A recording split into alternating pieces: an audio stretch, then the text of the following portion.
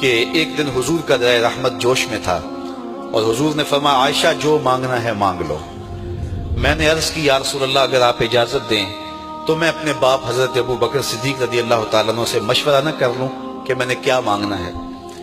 تو فرمایا کہ جاؤ مشورہ کر لو۔ مشورے کی اجازت بھی ہو گئی۔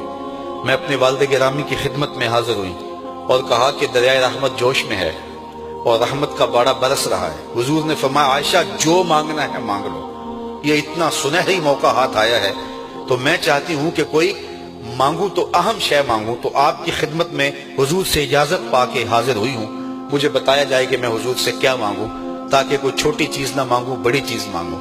تو حضرت ابو بکر رضی اللہ تعالیٰ عنہ نے فرمایا کہ بیٹا حضور سے جا کے کہنا کہ معراج کی خلوت خاص میں اللہ نے آپ سے جو راز کی باتیں کی تھی ان باتوں میں سے ایک بات بتا دو۔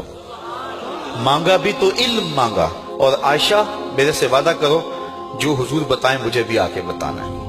ام المومنین حاضر خدمت ہو گئیں۔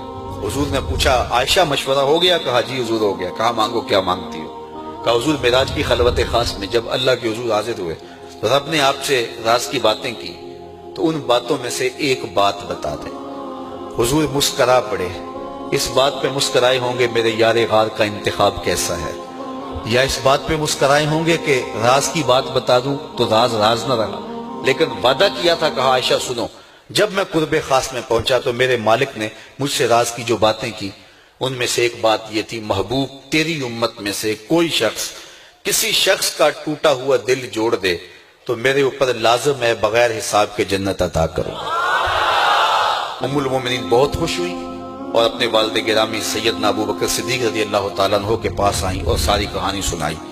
بہت خوش تھی، لیکن حضرت ابو بکر صدیق رضی اللہ تعالیٰ عنہ نے سنا تو رونے لگے۔